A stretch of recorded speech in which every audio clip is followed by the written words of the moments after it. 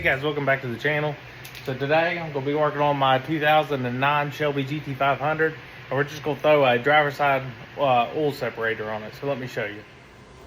So I got the JLT separator here, which is J&L now, but so this is what it looks like coming out of the box. There's some paperwork over there, but the biggest thing comes with a sticker. It comes with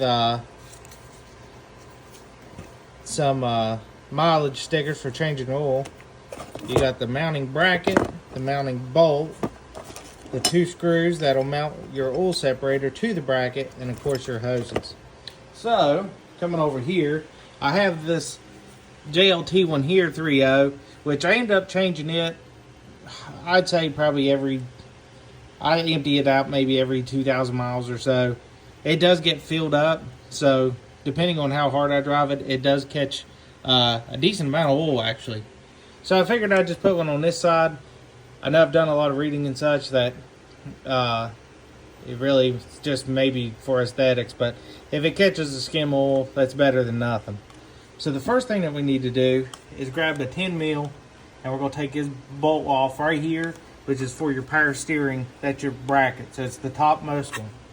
So let's get it off. Alright, so we got the bracket. We're going to take this new supplied bolt, which is a 13 mil. It's bigger there, so it'll grab the bracket.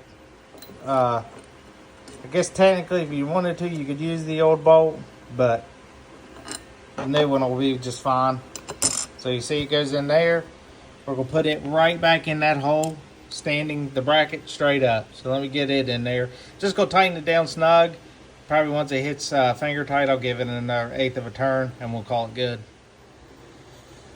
Alright, so there she's in there. To actually get that final tighten, I had to go and get me a wrench and put on it, just because of the area at which it's in. You can get a ratcheting head wrench down in there pretty nice. So that's probably what you're going to end up having to do for the end. But now, the next thing is, I'm going to go ahead and pull these green tabs over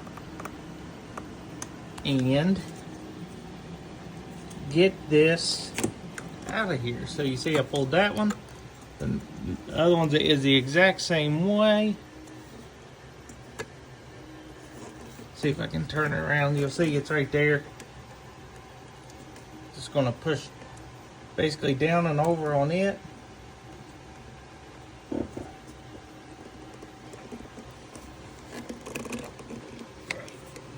There. You can see it just pushes over. Right there you go. So there's the old hose. A little crusty. Don't really see a little bit of oil in it. Not a whole lot though. So now what I'm going to do is grab a rag and clean up those 2 nipples. Alright, got the unit here. We're just going to go ahead, sit her right there in place sorta, and we're going to grab the 2 Phillips head screws, line this baby up like so, and run those Phillips head screws down and tighten them up. Alright, that guy's on there. Now the next part is the easy part. You just go ahead, clip that down on there. Then you got this guy right here, which I had to bend that hose back just a hair. Let's go ahead and point it back down right there. And that really seems to be it.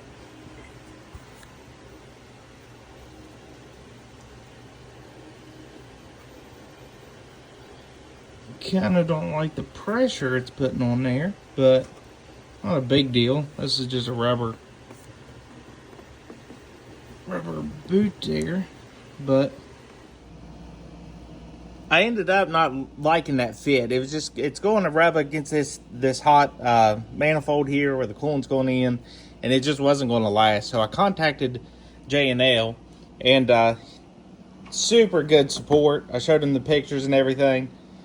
They understood the struggle, what it is, but they were on board. I just wanted to make sure they were on board if I cut it. I didn't want to, avoid warranties or anything, but I also like this capped in. So they actually sent me a whole new hose to cut in place to put all these fittings in, and they also sent these new ends. I told them they didn't have to, but that's great customer support. Now, what I ended up doing was I cut about that inch and a half off of it, off the hose they gave, as you've seen. And now all I gotta do is really put a little bit of oil on this guy and push that cap down over this and reinstall it back onto here, and then click it back onto the intake, and this job will be done. So great customer support.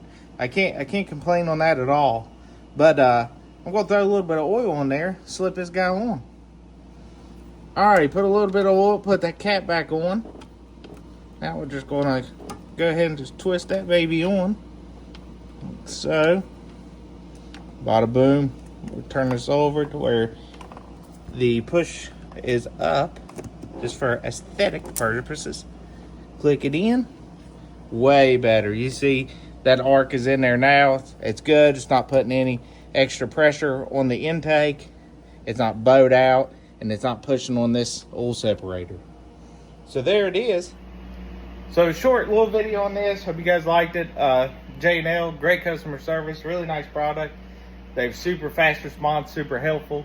So highly recommend their products. But if you have any questions or comments, just drop them down below. But until next time, let's keep building.